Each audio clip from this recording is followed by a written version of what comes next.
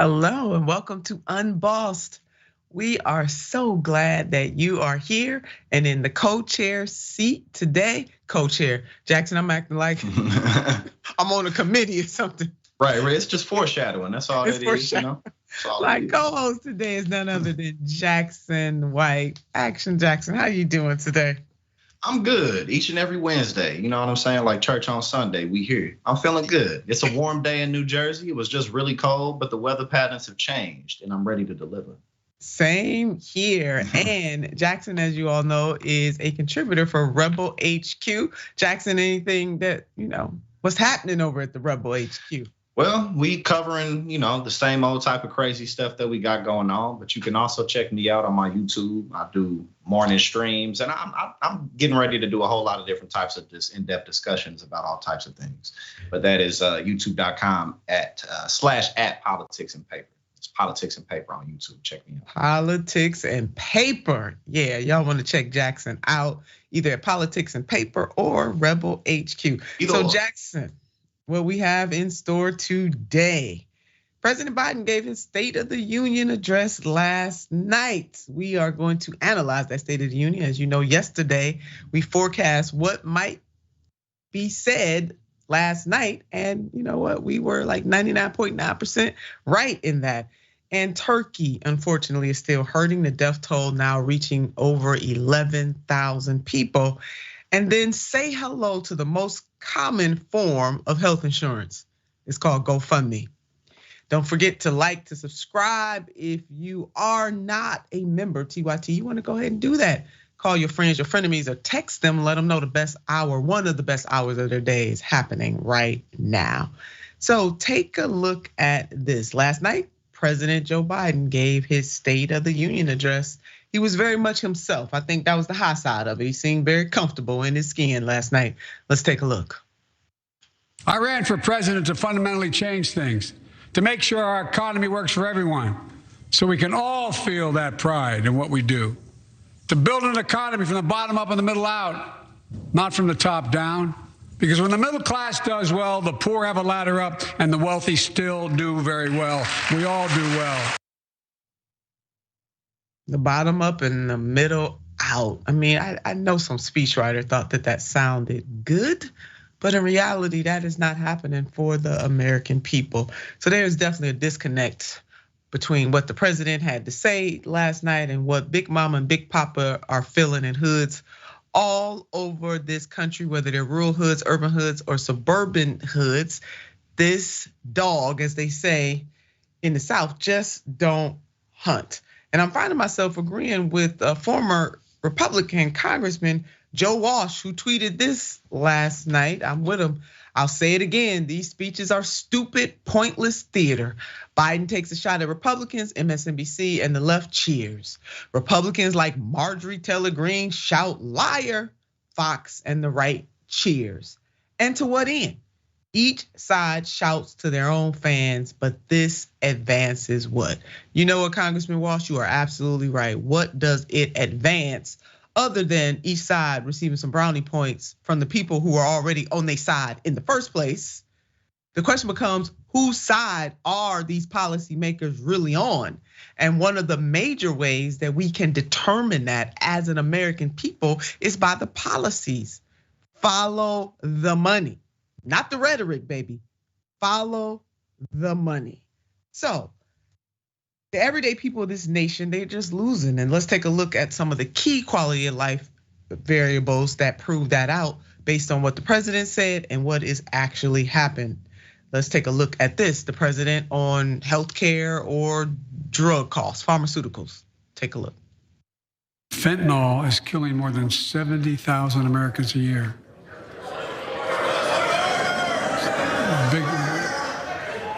You got it.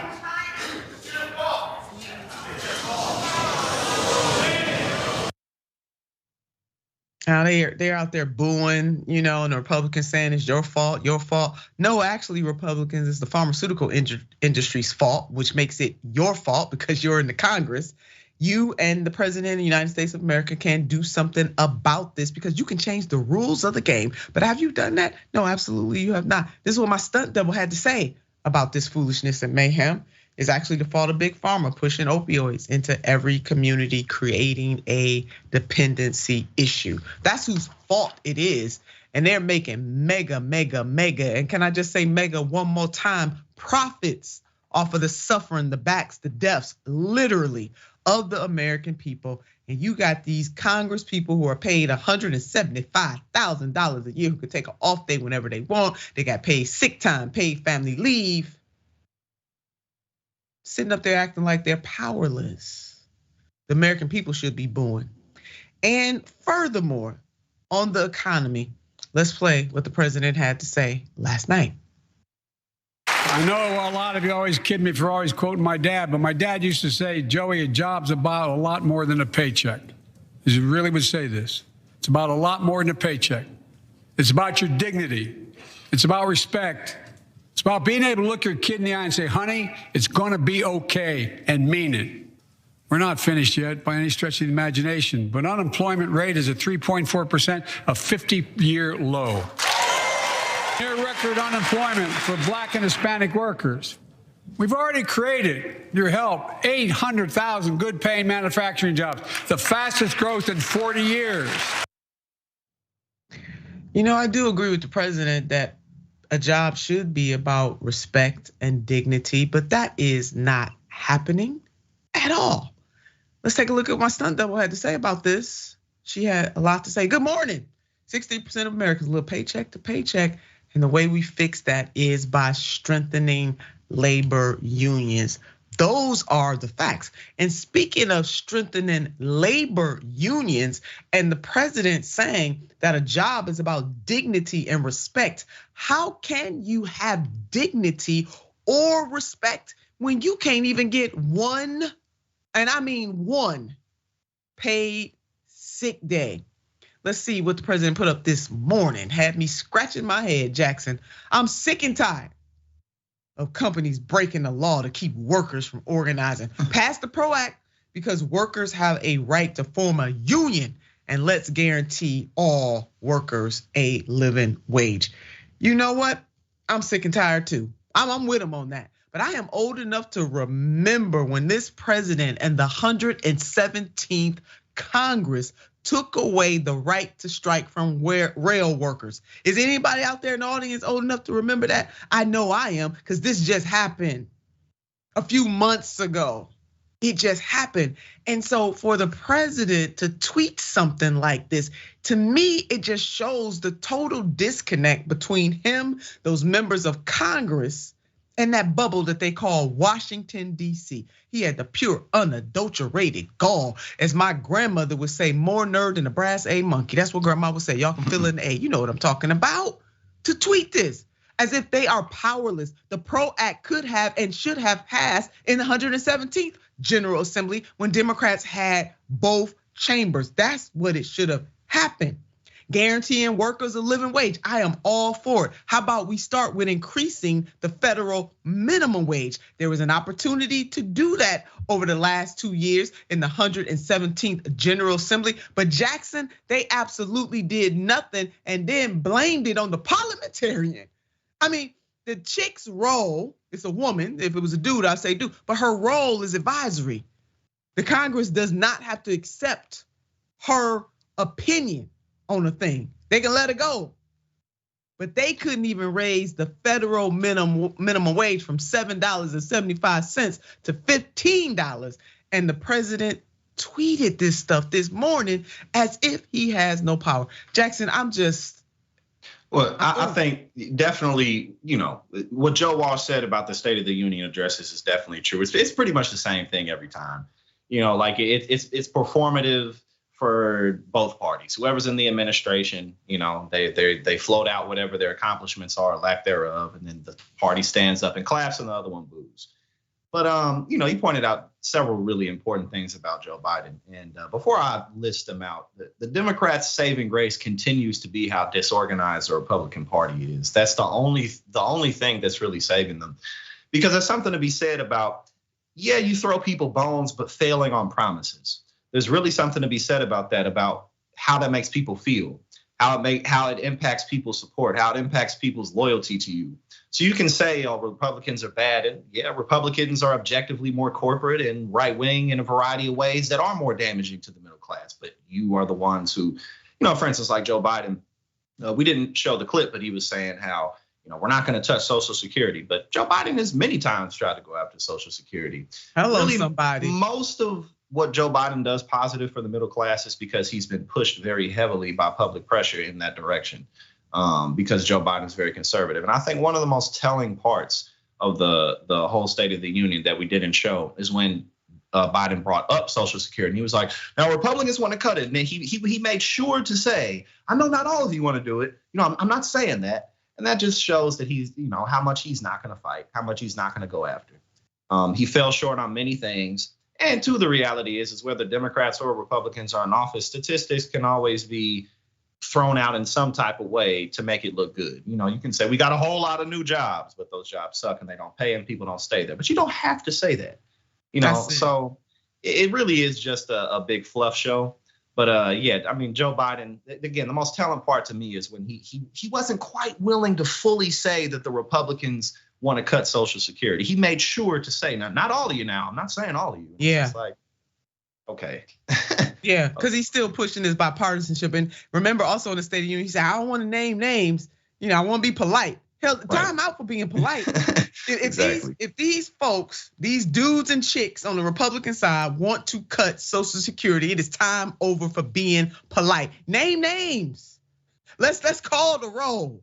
Let the American people, want the elders of this country to know who's coming for their Social Security. Because this is war, domestic war on the American people to even think about touching Social Security, Medicare, or Medicaid, but especially Social Security. So the bottom line is that unemployment is not the only indicator, it's not the only measure. And Jackson, as you were laying out, what type of jobs do people have? What difference does it make if you have a job and you're not making a living wage?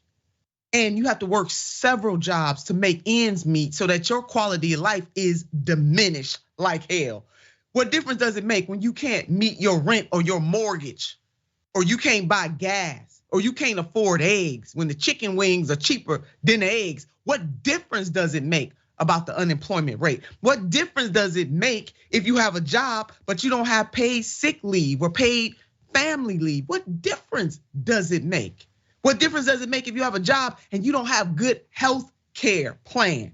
You're either uninsured or underinsured. What difference does it make about the unemployment rate going down? See, that is the part that President Joseph Biden missed last night, and all of them Democrats jumping up to clap like robots when Big Mama and Big Papa are catching holy hell in these streets.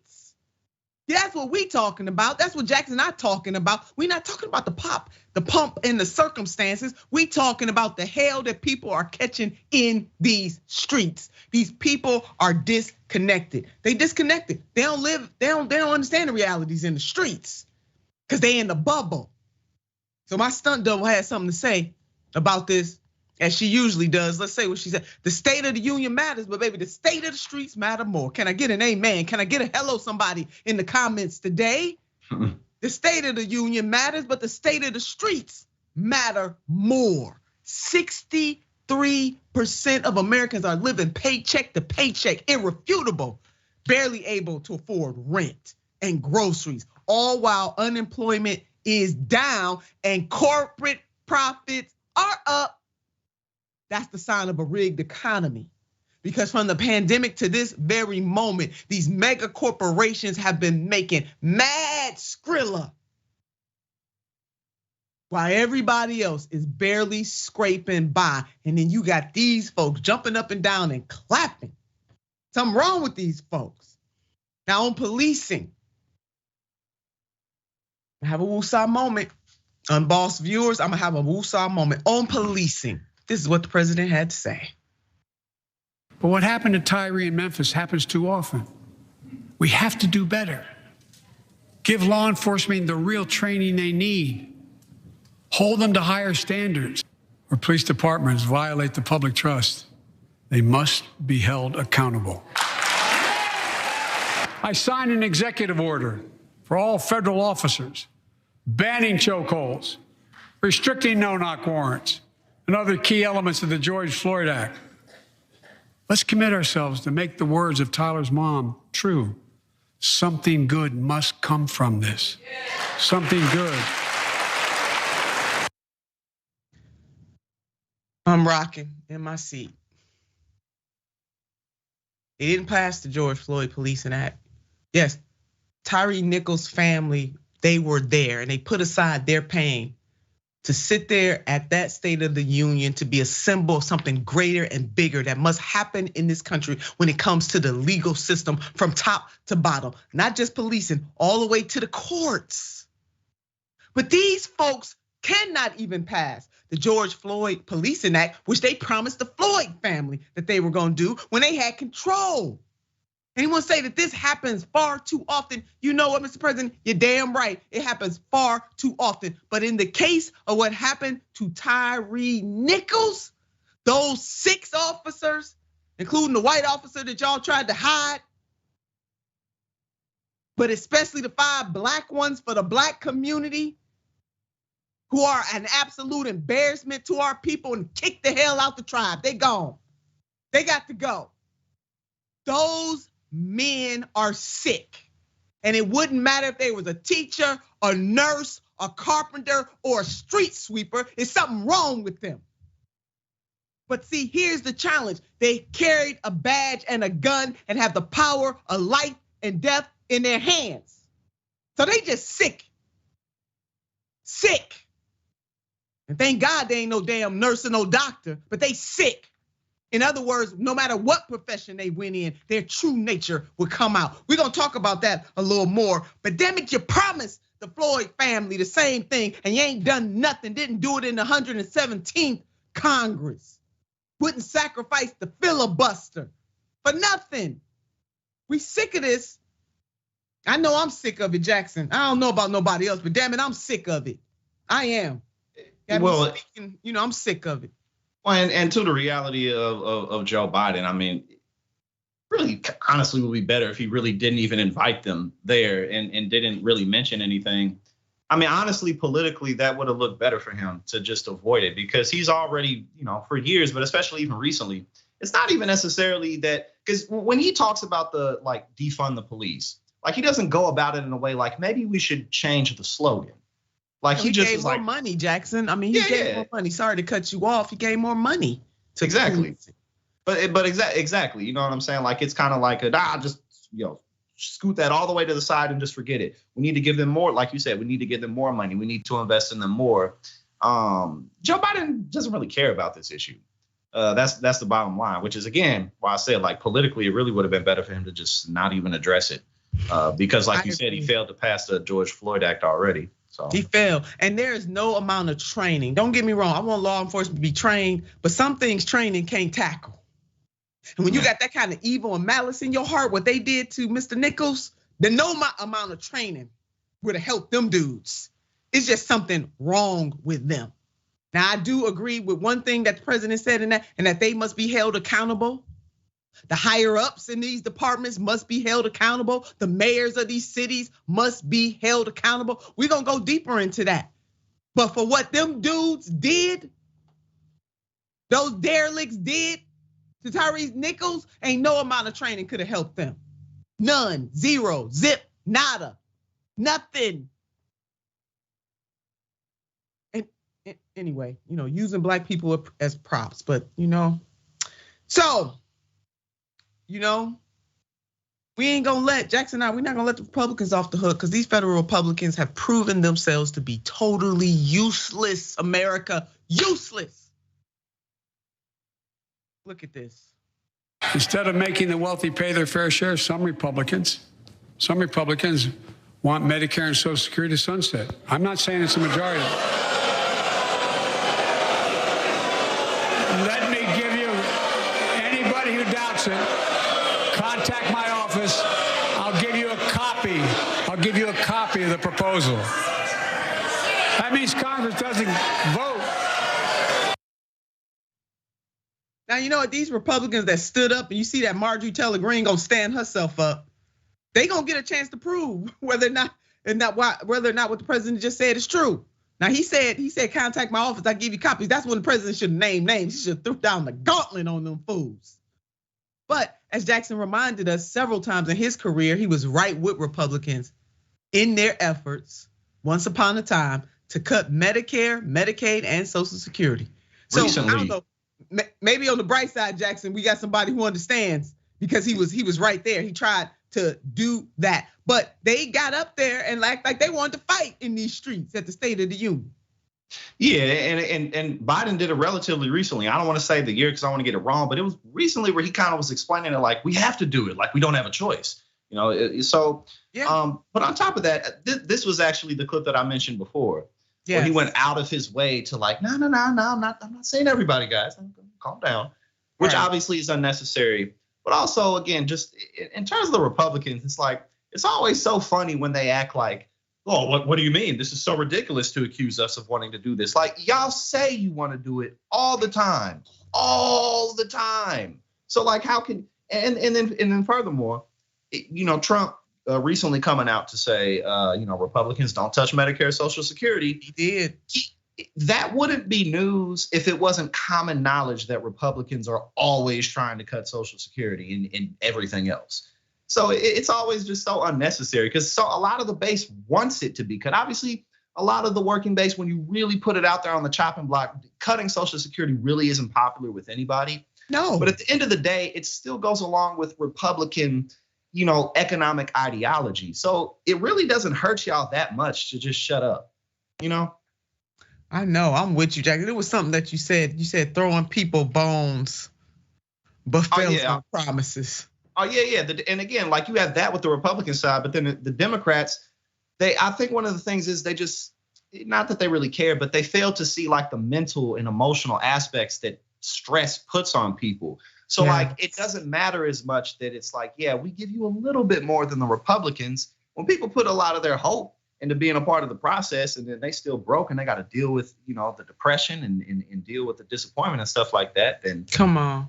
You know, in a lot of ways, people get more mad at you than they do with the people who are just blazing and open with what their mission is. Yeah, they do. True that. I mean, and midway through, so you know, got all the booing and they acting like they wanted to throw down. Thought like they was gonna throw some hands, and then Marjorie Taylor Greene, she stood up and shouted, "Liar!" and China is spying on us and secure the border. That's the only language that woman speaks. That's it. Don't ask her about anything else policy-wise because it just ain't in her. She does not have the capacity, baby, to move and groove in that way. Just really simple. And then Leader McCarthy also didn't clap for a couple of things, showing us exactly who he is. Let's put up this tweet by Aaron Rupar. Partial list of things McCarthy refused to applaud at: the State of the Union, low unemployment. Well, I kind of don't blame him on that one, but that's me. Affordable insulin, billionaires not paying lower tax rate than teachers, the wealthy paying their fair share in taxes, LGBTQ plus young people living in safety and dignity, family leave and child tax credit. He said just to name a few. Those are the things this dude did not stand up and clap for. But you know what? This is very telling, America. I want y'all to go back and watch that State of the Union and study it for yourself. Let us know how you feel about it. All right? Are those people living in a fantasy land? Or is everything just Disney for everybody all over this country, whether you're in the rural, urban, and suburban hoods? Do you feel like you living in Disney World all the time? Huh? Or do you feel like you catching hell and you working harder than ever, just trying to make ends meet? You can't even get to thrive because you all up and survive. You live and survive. So you can't get to thrive. But somebody else had to chime in after the speech. As you know, there's always a response. So the Republicans had a response to the speech. The person that they selected to give their response is none other than Governor Huckabee. This is what she had to say. Good evening. I'm Sarah Huckabee Sanders. Being a mom to 3 young children taught me not to believe every story I hear. So forgive me for not believing much of anything I heard tonight from President Biden. And while you reap the consequences of their failures, the Biden administration seems more interested in woke fantasies than the hard reality Americans face every day. Most Americans simply want to live their lives in freedom and peace. But we are under attack in a left-wing culture war we didn't start and never wanted to fight. I'm the first woman to lead my state, and he's the first man to surrender his presidency to a woke mob that can't even tell you what a woman is. The dividing line in America is no longer between right or left. The choice is between normal or crazy.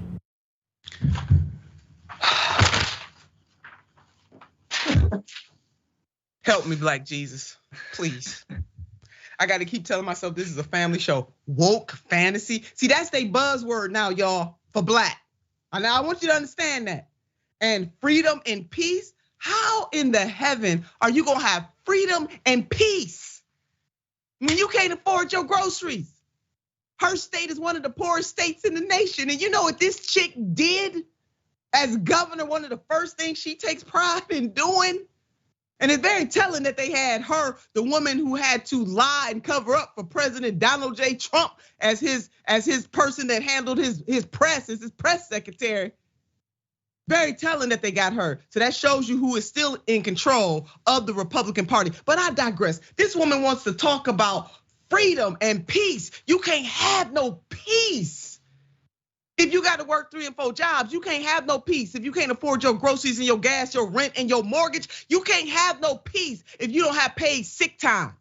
You can't have no peace if you're not making a living wage. She want to talk about freedom and peace and the wars against normal and abnormal. Woman, get a clue. Jesus. I'm calling on Black Jesus, Joseph, and Mary on this one, Jackson. You had to call out some boy. You got to call out everybody. Everybody. I'm calling on the ancestors. Yep, everybody. In the ancestral plane, everybody we need. Yep. This is crazy. This is crazy land. You know, I saw that video this morning, and like I hadn't really thought about Sarah Huckabee for quite some time, and I was like, oh God, she's a governor. it totally just I wasn't thinking about it, and I was like, because she's a governor of a state. Like, oh my goodness. But again, like the whole, let alone the terminologies that she's using, it's just, crazy and normal. Like that doesn't even make you look like you fight for the people, because the Democratic and the Republican Party are both very corporate entities. So that didn't even do what you wanted it to do. Like you could have been like, we're going to do better than the Republicans. Better, no, it's just, she's just a pure hack. Everybody knows who her daddy is. They look just alike. Yeah. It's just, but she's the governor. That's quite frightening. And she there because of her daddy. I mean, let's be honest about this. This is only about the name, Yeah. Y'all come get your governor. She think the most pressing issue of your state is to take Latinx out of the state documents. That was more important to her than dealing with the poor, helping small businesses. This chick, and then to go up against the gay community the way that she did, the transgender community the way that she did, just like that. Arkansas, get your governor. America, we got a problem, okay? Jackson and I, we just laying out a little bit. We can't do this all of it in 1 hour, but we have a problem and we must stop being complicit in our own demise. Yeah, I need a break right about now. I'm bringing out the fire extinguisher. We'll be back on the other side in a little bit.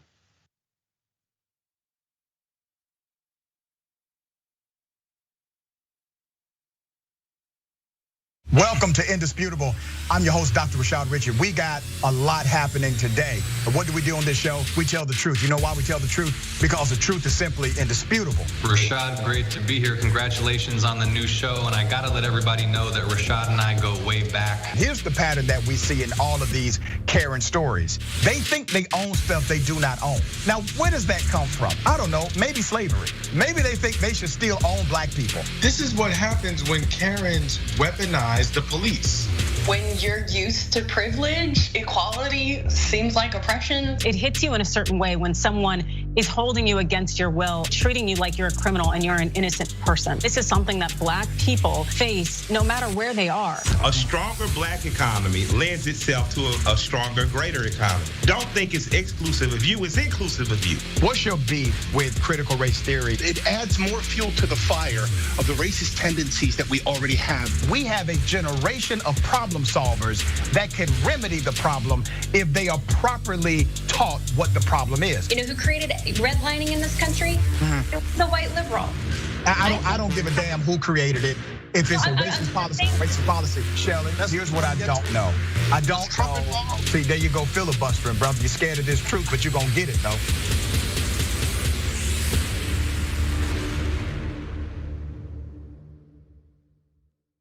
Climate is changing fundamentally, extremely, and non-linearly. It's becoming worse now. It's not when the levees burst that is the problem. It's in the anticipation of that. So I hope every human being is safe. And by human beings, I do not include multinational corporations, especially the ones that started climate change in the first place. What we're currently doing right now in cutting emissions is clearly not enough. There will be ramifications to what Trump is doing. I don't want people to suffer, but I feel like there's gonna be a lot of suffering because we have an imbecile as our leader.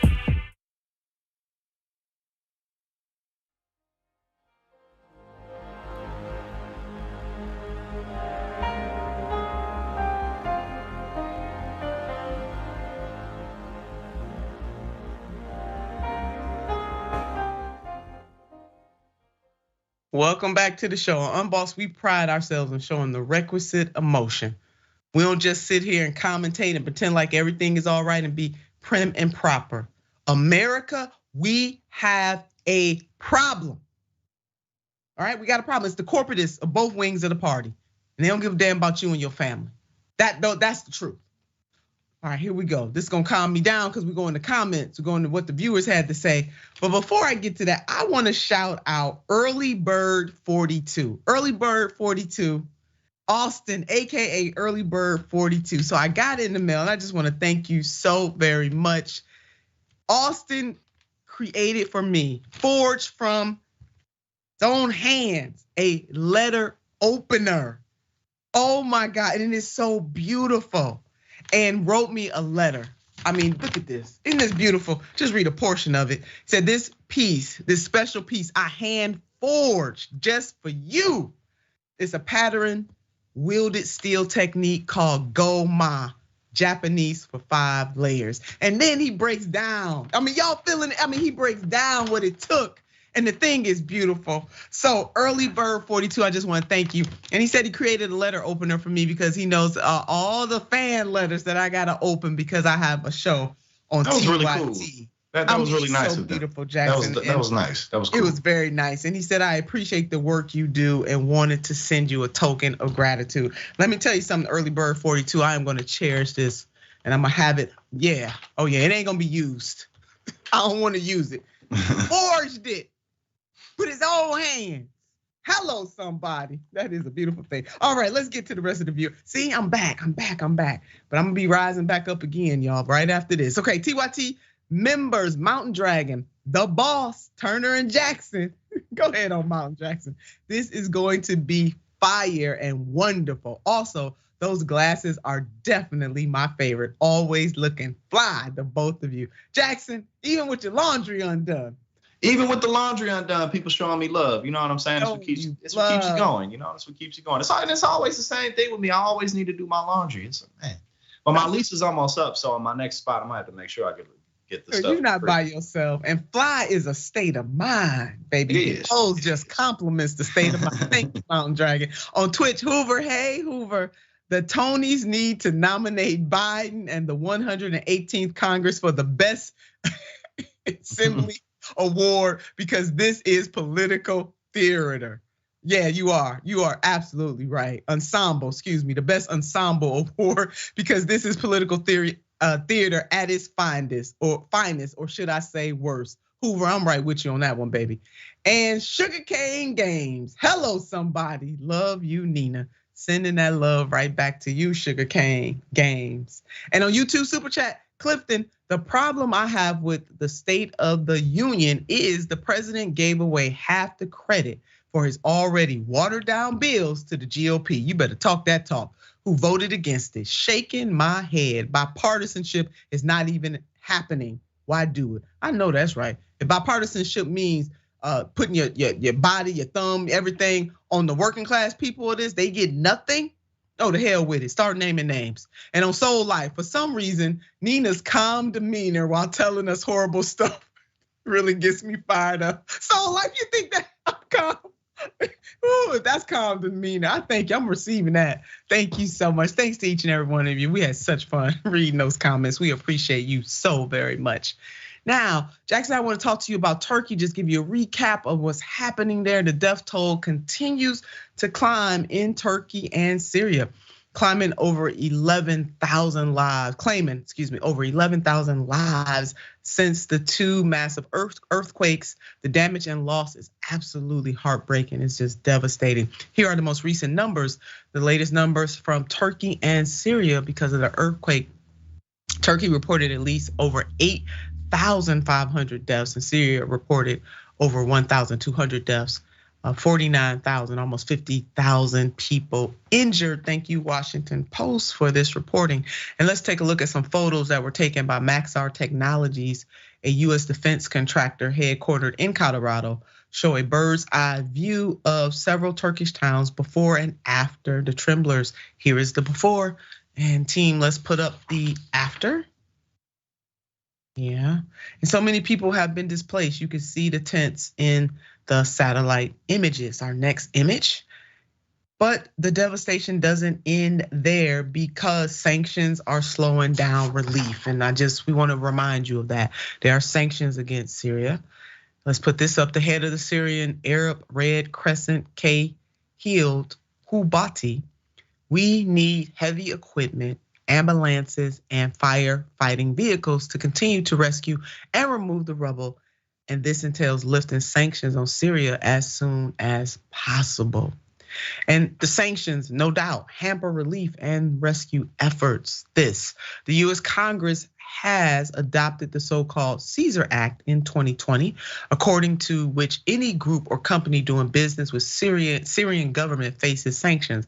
The act extends the scope of the previously existing sanctions on Syria imposed by the US and its European allies since the beginning of the war in the country in 2011. So you know what, come on folks. Those sanctions should definitely be lifted for something like this, just for something like this. And then we can go back to our respective corners.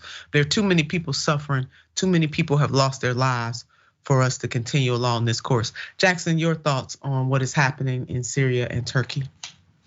I think as this has been developing, one of the things that I've really, that's really come to my mind is the importance of anybody to really pay attention to what our foreign policy is, because it directly impacts our ability to help people who go through these types of natural disasters at all.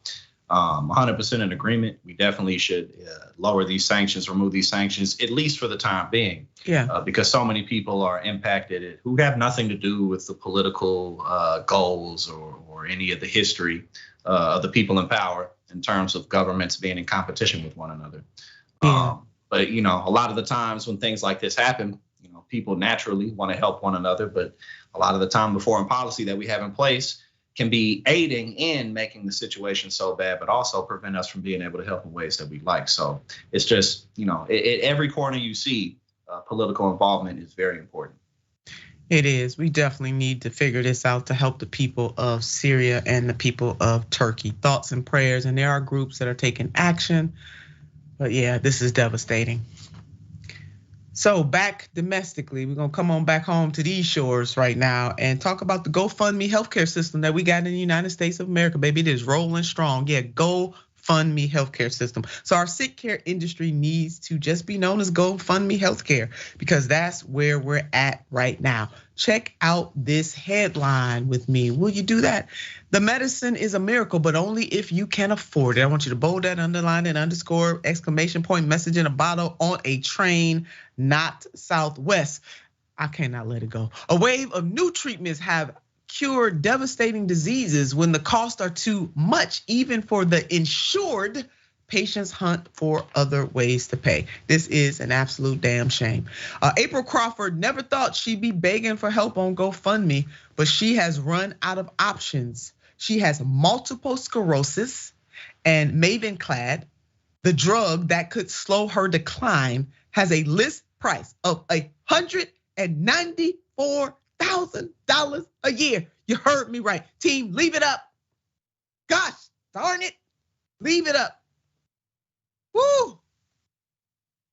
This is when my cussing in a different language comes in handy. Her Medicare insurance will pay for most of it, but she still has a copay of $10,000. Now I want you to juxtaposition this with what that president just said last night. Can somebody help me understand this?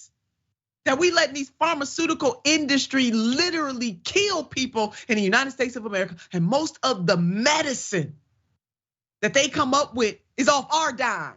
Hello, somebody, anybody. Lord have mercy on my black soul.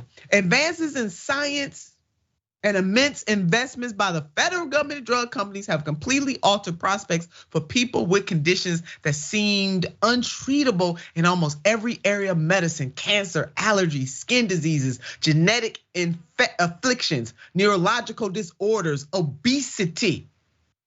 For many people using private insurance, innovative medicines are dangling just out of reach. You think just out of reach, $194,000 damn dollars. I said it. Even when Medicare's 2025 cap comes into play, or the $9,100 cap that already exists for those receiving insurance under the Affordable Care Act, many will still find drugs unaffordable. Research suggests that large number of patients abandon their prescriptions when faced with a $2,000 in payment. You know what? Come on, put the next one up. Researchers for Brigham and Women's Hospital in Massachusetts found that in the median price of a new drug was around $180,000 in 2021, up from $2,100 in 2008. Take a look at this chart. Healthcare costs in the United States have increased drastically over the past several decades. Yeah, put up the chart. I'm sick of these people. But then we get a State of the Union last night, Jackson, that says to the world that everything is doing all right. Everything is not doing okay. And this is the direct consequence of the commodification of healthcare. The greedy big pharma and private insurers are at it again. And let us not forget Pfizer, which plans to increase the cost of the COVID vaccine to $130. It sold it to the federal government for $26 a pop. But the hell with the American people. And you got them folks jumping up and down and cheering when people are literally dying and they can fix it. We need Medicare for all right now. Not yesterday, we need it right now. And since we're the only industrialized nation without some type of universal healthcare, let's explore the benefits from what it would do. Benefits of universal healthcare would lower overall healthcare costs, may lower administrative costs, standardizes service, prevents future social costs, guides people to make healthier choices. Doctors ain't gotta fool around and fuss and argue with insurance companies about what they patients need. Do I have a witness out there where your doctor got to argue with a non-medical person at the insurance company telling your doctor what you can't have? Only in America. Jackson, I'm a cuss. I am. I'll come in so we keep that from happening a little bit. Yeah, please. But it's the thing about there's really just no rational argument for efficiency for the way that our healthcare system works, our education system works. There's really not, because at the end of the day, most of the solutions to our biggest issues are rather simple. It's just an issue of access. Because even if we didn't, let's say we didn't even go all the way with, universal health care or some type of universally paid higher education system. Let's say we just took, the lower level, free access to an associate's degree or something like that, or maybe a public option. Just that alone would give people the ability to contribute to society much more effectively. So again, there's no rational argument to keeping things the way they are. We have to keep the insurance companies, private insurance system the way that it is, because we just need competition. There has to be competition in the marketplace. But insurance companies, that's not medical competition. That's just I'm still signing up for insurance, and a lot of it has to do with I'm just really busy And the process is ridiculous. Yeah. You gotta print this out, send this, and pick this package and do this. And every single year I got to do it differently. That's not efficient. It's just not. So I mean, even if you just look at it from a purely economic standpoint, take everything else out. It's not, Jackson. It is not. This is wrong. We the only industrialized nation that does this. Let's put up this headline quickly. Study: more than 335,000 lives could have been saved during the pandemic if US had universal health care. There it is. Bolded, underline it, message in the bottle. That is it on the train. That's it. We lost more than 1 million lives and counting because of the pandemic. Oh, I sigh deeply. We moving on. We moving on from that, and we going to some other deep waters. That is Mr. Nichols right there. Read this disgusting headline. We got some new details that have emerged. Officer took and shared photos of bloodied Tyre Nichols, document says. And this reporting is coming from The Guardian. If what they did was not damn enough, here we go. So you heard it right. Here are the details. Newly released documents in the case of the fatal beating of Tyre Nichols by Memphis police last month provide a scathing account of what authorities called the blatantly unprofessional. It was more than blatantly unprofessional, but I'm just reading what they said. Conduct of 5, the nerve is just say blatantly unprofessional. It was cruel and unusual punishment. It was murder. Talk about blatantly unprofessional. Put the clip back up, y'all. Y'all know I got to commentate on what the people writing. I can't help myself. Can you blatantly unprofessional? I mean, that's what you say. Lord, just a slight slip of judgment. Right, that's all what you say. You in a restaurant, you get the wrong meal or something, or the person that's serving you the meal got an attitude or something. That's blatantly unprofessional. But to say with these officers, you know what? I ain't Catholic, but for the Catholics out there, show me how to do this, because I know I'm probably not doing it right. But baby, this is what this is coming down to for me. I'm about to adopt every religion up in here. Put it back up, y'all. Put it back up. So blatantly unprofessional conduct of 5 officers, don't forget the 6th officer, and include new revelations about how one of them took and shared pictures of the bloodied victim. Let's go on and put this man's, that's him. Demetrius Haley, an officer that took part in the murder of Mr. Nichols, took and sent photos of dying Tyre Nichols. I've said it before and I'll say it again. Something is wrong with these people. They are sick, and it doesn't matter what profession they were in. Haley and the other officers, they were stripped of their professional certification as law enforcement personnel. Well, they should have never been police officers in the first place. Your on the duty conduct was unjustly blatant, unprofessional, unbecoming of a sworn officer. That is coming from the Memphis. Here they go again with this Anyway, all right. And per officials, as many as 13 Memphis officers could end up being disciplined. Good. They need to go all the way up to the top. The Memphis police chief has signed each of the 5 requests to decertify these officers. That's good. Hopefully they will never work in law enforcement again. Hello, somebody on that. Something's wrong with these folks, just period. Now, why does police brutality continue? Because I know y'all got this on your mind, because I do too. Why does police brutality continue to plague departments and communities across the nation? So glad you asked. Possibly because the bar is often so low when it comes to hiring. So beyond the beating, the kicking, the cursing, the pepper spraying, the video of Tyre Nichols' deadly arrest at the hands of young Memphis police officers is just as notable for what's missing. Any experienced supervisor showing up to stop them. You know what? That's a good point. Maybe, just maybe, that could have saved this young man's life. Absolutely right on that. Trends with the Memphis Police Department. Let's show this. Chronic shortage of officers, specifically supervisors, increasing numbers of police quitting. The job is stressful as hell. Put aside the debauchery. I mean, with the criminal behavior, because this ain't just unprofessional, it's criminal behavior what they did. Let's put that aside. And struggling to bring in qualified recruits. And with these issues, the hiring process is more relaxed. Let's put this up. The department offered new recruits $15,000 sign-in bonuses and $10,000 relocation allowances while phasing out requirements. Did y'all see that? Are you listening to me? If you're just listening to my wonderful voice. While phasing out requirements to have either college credit, military service, or previous police work. All that's now required is 2 years work experience. Any work experience will do. Y'all hear that? Any work experience will do. And I'm not so sure about the military experience here. We'll talk about that at another time. But you bring that mentality to the streets.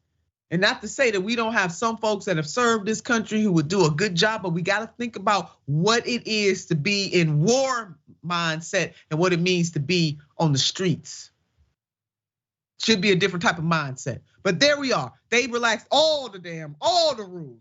So while the hiring process is more relaxed, at the end of the day, these specific men, they murdered Tyre, and they are horrible human beings at the end of the day, period. No matter what the training, none of that matters. These are terrible human beings. They would be bad men if they were teachers. They would be bad men if they were fast food workers. They would be bad men if they were garbage collectors. They would be terrible human beings even if they weren't cops. That's what this comes down to for me, Jackson. But damn, Memphis. Well, you have that. And for me, one of the biggest things that stood out about this whole situation is the Scorpion Police Unit. Which basically was created to do exactly what got taken out. They were like a task force unit that would come in to, basically stomp people, to come in to handle situations in a more aggressive way to quote unquote protect the neighborhood. And the biggest issue with an organization like that is the type of people that it's going to attract. Because again, this wasn't just like a normal police officer group who was just doing its rounds. Like they specifically were for action. You're going to attract people who are looking for action. They're looking to do things like that, which is why they were enjoying themselves. It was horrible. Yeah, they were enjoying it. Like they were bragging about it. So they were. And now we find out texting the bloody body of Tyre all out to his colleagues.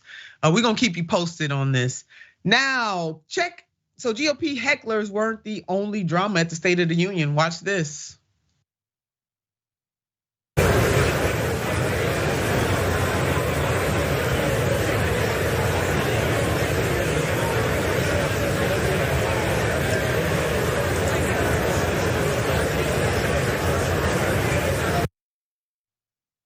In case you are not a lip reader, here's what was said. Put this up.